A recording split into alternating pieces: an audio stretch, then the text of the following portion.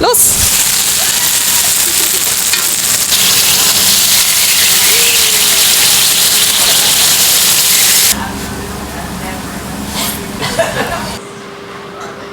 Hallo Leute, ich bin's, Cathy Cat. If you don't speak German, don't forget to switch on the subtitles because today I'm gonna talk in my native language. Okay, auf geht's. Sushi ist bekannt auf der ganzen Welt, aber Japan hat ganz besondere Köstlichkeiten, die ihr unbedingt probieren solltet. Deswegen heute erzähle ich euch von meinen 5 Lieblings-japanischen Essenssorten, die nicht Sushi sind. Auf geht's! Nummer 5 ist Gyudon. Gyudon ist einfach nur japanischer Reis und darauf kommt so frittiertes, sehr dünnes Rindfleisch. Das ist eigentlich eine der günstigsten Sachen, die man auch in Japan essen kann. Wenn ich nicht viel Geld habe, gehe ich normalerweise gerne mal auf ein bisschen Gyudon. Und der Trick des Ganzen ist einfach, da ist Flavor dabei, Geschmack dabei, es ist viel Reis dabei und man wird auf jeden Fall satt. Und es ist meistens weniger als 500 Yen. Also super, günstig. Von meinen YouTube-Bekannten war einer ganz überrascht, dass ich ganz alleine in ein Gyudon-Restaurant gehe, wo normalerweise wirklich wie auf einer Reihe die ganzen Businessmänner sitzen und schnell ihr Gyudon essen, bevor sie weiter zur Arbeit gehen. Ich gehe da allerdings hin in meiner kompletten Ausrüstung sozusagen und setze mich hin und bestelle mir ein Gyudon. Ja, die Leute schauen sehr überrascht, aber ich weiß schon ganz genau, wie ich es mag. Und zwar Tsuidaku. Tsuidaku means English. Eine der Sachen, die ich euch empfehlen kann, ist Tsuidaku. Tsuidaku heißt, mit dem Reis ist ein bisschen mehr von dieser Soße, die hernehmen, um das Fleisch zu schneiden, ist ein bisschen mehr drin. Und wenn ihr das bestellt, dann wissen die Leute, oh, diese Person weiß, über was sie redet und war vielleicht schon mal Gyudon essen. Und das mache ich sehr gern, weil dann ist der ganze Geschmack so an dem Reis und es ist günstig und sehr lecker. Nummer 4. 2 verschiedene Sorten von Nudeln möchte ich euch hier vorstellen, die ihr nicht so leicht in Deutschland kriegt. Eines davon ist Soba und das andere davon ist Udon. Soba ist aus Buchweizen, das sind eigentlich Nudeln, die sehen sehr dunkel aus, auch sehr gesund. Man merkt das schon an der Farbe, da muss was Gesundes dabei sein. Die sind teilweise so grau, manchmal sind die auch braun und diese Nudeln sind um einiges gesünder als andere. Und Udon sind eher dicke, weiße Nudeln und die sind auch so ein bisschen squishy, also so ein bisschen, was heißt denn das auf Deutsch? So ein bisschen dicker und auch haben so ein bisschen so einen kleinen Bounce to it. Das ist auch wieder Englisch. Die Nudeln haben also sozusagen ein bisschen einen Bounce to it. Und die verschiedenen Sorten Soba und Udon kann man beide bestellen mit kalter Suppe oder mit warmer Suppe. Und das sind eigentlich angesehen als eher gesündere Lebensmittel, haben teilweise nicht so viele Kalorien wie andere Lebensmittel hier in Japan. Und auf beide passt sehr gut frisches Tempura, falls ihr Tempura mögt. Was ich auch interessant finde, generell ist die Soße oder die Suppe, in der Soba oder Udon kommen, ohne Fleisch. Ja, Fisch, aber kein Fleisch. Heißt, für die kein Fleisch mögen, passt das auch ganz gut. Und besonders im Sommer, wenn es sehr heiß ist so eine kalte Udon oder so eine kalte Soba-Suppe total toll, um sich so ein bisschen abzukühlen und wenn man nicht so doll den Hunger hat. Ja. Nummer 3. Sukiyaki und Shabu Shabu. Für beide von diesen Gerichten hat man eigentlich einen großen Topf, der in der Mitte steht und rundherum, das ist übrigens toll für Partys mit Freunden, rundherum sitzt man und nimmt sehr dünn geschnittenes Schweinefleisch, Rindfleisch, manchmal auch Hühnchen, manchmal sogar Lamm auf die Essstäbchen. Und Shabu Shabu ist eigentlich das Geräusch, die Onomatopoeia, wenn man das Fleisch in der Suppe schwenkt. Dadurch, dass das Fleisch so dünn geschnitten ist, wird das eigentlich sehr schnell gekocht und dann isst man es. Es ist sozusagen ein bisschen wie Fondue, nur dass das eben nicht dicke Stücke sind und dass man die auf den Essstäbchen hat und dann zusammen isst. Der Unterschied zwischen Shabu Shabu und Sukiyaki ist, bei Sukiyaki hat die Soße einen sehr starken Geschmack und danach dippt man das in rohes Ei. Keine Sorge, in Japan ist das rohe Ei meist sicher. Ich habe noch nie von irgendeinem Problem gehört. Man dippt das also ins rohe Ei und isst dann das Fleisch so. Das andere bei Sukiyaki, bei Shabu Shabu ist es so, dass man sozusagen verschiedene Soßen hat und man dippt dann das Fleisch in verschiedene Soßen. Sehr ähnlich vom Geschmack, aber sehr anders und ich muss sagen, das erste Mal, als ich nach Japan gekommen bin, habe ich mehr gegessen als meine gesamte Host-Family, weil mir das so gut geschmeckt hat. Es ist so frisches Fleisch, frisches Gemüse, alles so gekocht gleich, wo man will. Und man kann so viel von was man auch möchte essen und muss sich nicht irgendwie an anderen orientieren oder wie viel da auf dem Teller ist. Deswegen liebe ich das total. Nummer 2.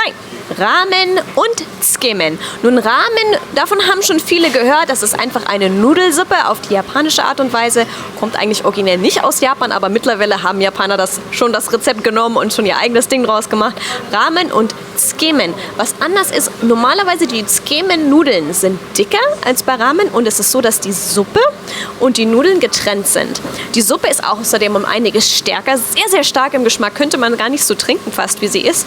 Man nimmt die Nudeln bei Tsukemen, tippt sie so ein bisschen in diese richtig dicke Suppe und schlürft die so. Während bei Ramen ist eigentlich schon alles zusammen. Die Nudeln sind in der Suppe zusammen mit verschiedenen anderen Sachen, vielleicht einem Ei oder ähnlichen. Und das ist super beliebt. Ramen gibt es vielleicht auch schon, wo ihr wohnt. Mittlerweile, ich weiß zum Beispiel, ich war mal in Düsseldorf, da habe ich Ramen gegessen. Allerdings, Tsukemen hat sich noch nicht so in andere Länder durchgesetzt und das ist meine absolute Empfehlung. Wenn ihr meinen Instagram-Account gesehen habt, dann wisst ihr, mindestens einmal die Woche ist bestimmt ein Foto von Tsukemen mit dabei, denn der Direktor und ich, wenn wir kurz Pause haben auf unseren Schools, gehen wir sehr oft gerne in ein Tsukemen-Restaurant. Wir haben schon unsere Ecken, die wir wirklich sehr gerne möchten und da ist so viel Geschmack. Also es ist absoluter Favorit.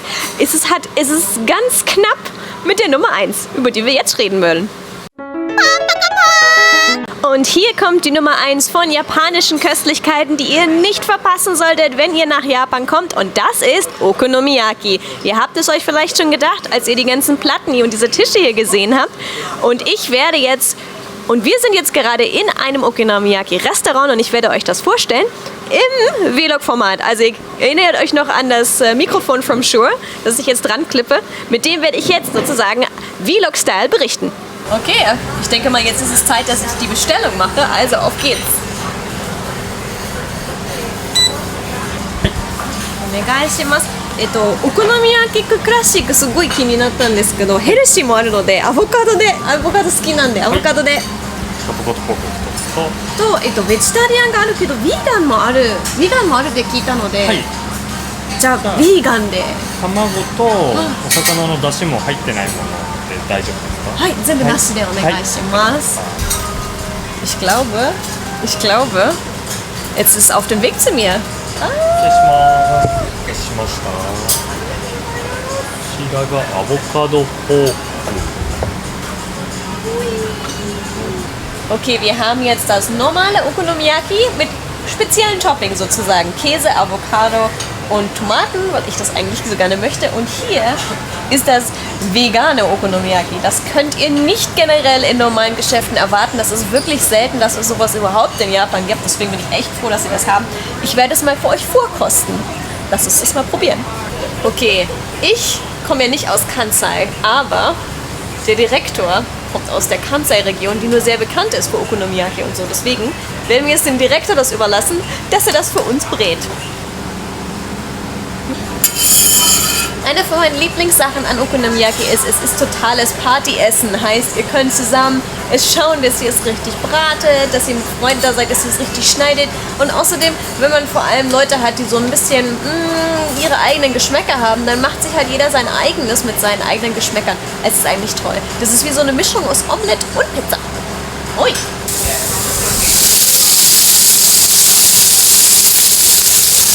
Na, das sieht doch ganz toll aus.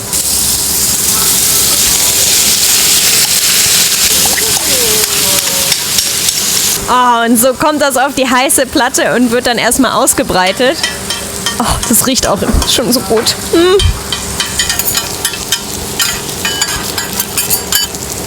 Ich bin ja nicht so geduldig. Ich möchte jetzt auch gleichzeitig das Vegane.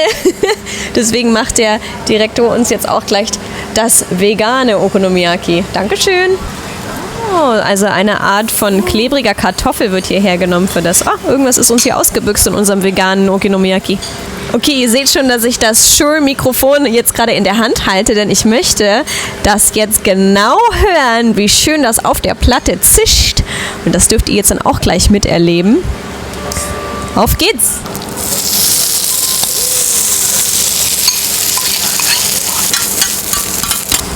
Zeit für eine meiner Lieblingssachen, das Flippen, das Umflippen, das Flippen des Okonomiyaki. Los!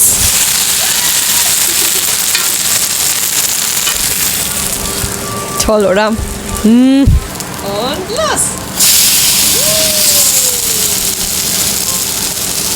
Okay, das ist die Okonomiyaki-Soße, die heißt...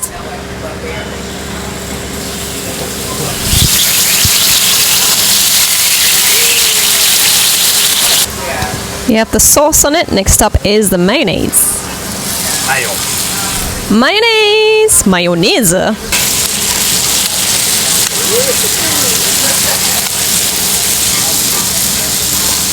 Ui, bui, der Direktor mag aber Mayonnaise sehr gern. Und als nächstes kommt tada, getrocknete Seealge. Okay, und jetzt haben wir aber unseren extra Auflag hier. Also das ist jetzt schon mal ein normales Okonomiyaki für euch hier.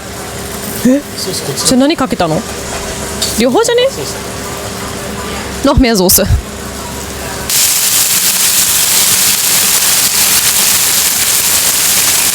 Und wir haben aber noch extra Auflagen für dieses Mal. Mal schauen, wie schön der Direktor das für uns vorbereiten kann.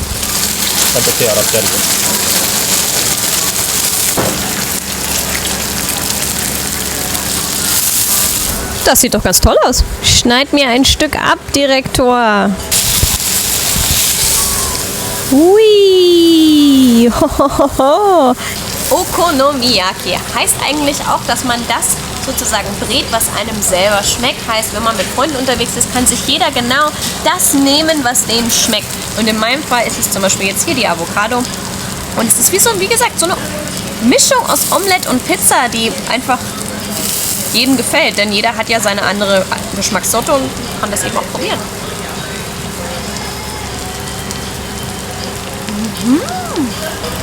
Ich habe ja mal oft versucht, Okonomiyaki in England und in Deutschland nachzukochen, aber ohne die richtige Soße und ohne die richtige Platte wird es einfach nie so gut, wie wenn man es dann doch in Japan isst. Das war jetzt schon sehr gut, aber ich bin da jetzt mal total gespannt, wie das veganische Okonomiyaki ist. Das habe ich noch nie gegessen und ein paar von den Zutaten sind nun mal ganz anders. Aber zum Beispiel, man kann nicht dieselbe Soße hernehmen, die hergenommen wird. Stattdessen kommt eine andere Soße drauf, und zwar die hier. Ich bin ja mal ganz gespannt, was das wird. Dann mal los, Direktor.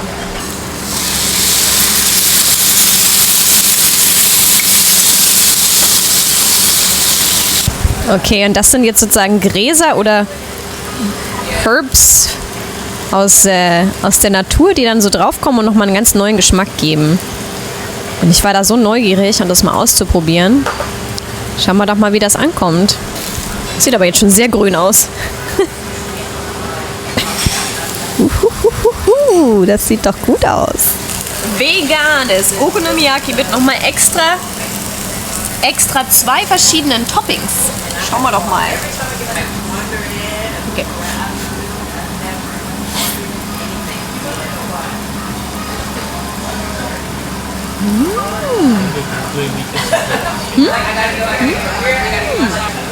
Es sind ganz verschiedene Geschmäcker, die zusammenkommen. Von vor allem den Bohnen und Ähnlichem. Aber es schmeckt richtig toll. Bin ich ja froh, dass ich das mal ausprobiert habe. Also ich finde es gut. Ich könnte mich dran gewöhnen. Falls ihr vegan seid, ist das bestimmt super für euch. Aber ich muss gestehen, Okonomiyaki für mich ist nicht Okonomiyaki, wenn da nicht ganz viel von dieser Soße drauf ist. Also kommt bei mir ein bisschen noch extra dazu. Einfach für den Okonomiyaki-Geschmack, den ich am liebsten habe. Das waren meine Top 5 japanischen Speisen ohne Sushi, die ihr definitiv mal probieren solltet, falls ihr nach Japan kommt. Ich hoffe, das Video hat euch gefallen. Es gibt mehr Videos auf Deutsch, aber auch sehr viele Videos auf Japanisch und Englisch. Falls ihr unseren Kanal interessant findet, wäre schön, wenn ihr abonniert. Und falls ihr mit uns schon mehrere Videos miterlebt habt, wäre das schön, wenn ihr uns ein großes Like gebt, ein Mag ich gebt, damit wir in der Zukunft auch weiterhin Videos aus Japan für euch machen können. Ich hoffe, ihr hattet viel Spaß und ich sehe euch dann demnächst für ein neues Video auf Ask Japanese. Tschüss!